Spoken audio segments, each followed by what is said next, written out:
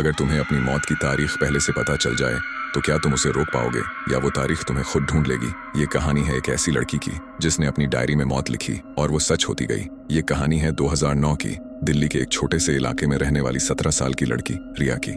रिया बाकी लड़कियों जैसी नहीं थी। वो ज्यादा बोलती नहीं थी और हमेशा अपने कमरे में बंद रहकर कुछ लिखती रहती थी। एक दिन उसकी माँ ने उसकी डायरी देखी और जो उसमें लिखा था वो पढ़कर उसके हाथ कांपने लगे। उस डायरी के पहले पेज पर लिखा था, आज मैंने एक आदमी को मरते हुए देखा, लेकिन डराने वाली बात ये थी उस आदमी की मौत अभी हुई ही नहीं थी। अगले दिन खबर आई, पास के मोहल्ले में एक आदमी की अचानक मौत हो गई और जब उसकी माँ ने नाम सुना तो वो वही था जो डायरी में लिखा था। पहले तो सबने इसे कोइंसिडेंस समझा, लेकिन अगले कुछ दिनों में डायरी में जो भी लिखा जाता वो सब सच होने लगा। एक बच्चे का एक्सीडेंट, एक महिला की अचानक मौत, सब कुछ रिया पहले से लिख देती थी। अब घर में डर का माहौल बन चुका था। उसकी माँ ने उससे पूछा, तुम ये सब कैसे जानती हो?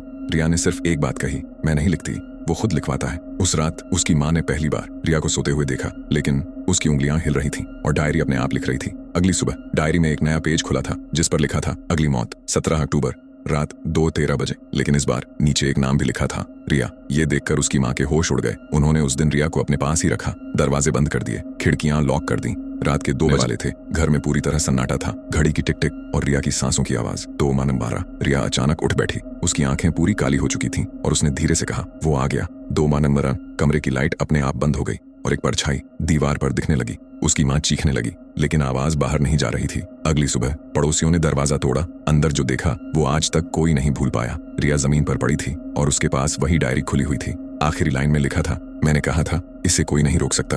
और सबसे डरावनी बात, उस डायरी का अगला पेज अब भी खाली है। अगर ये डायरी आज भी कहीं मौजूद है और कोई उसे पढ़ रहा है तो अगली मौत किसकी होगी?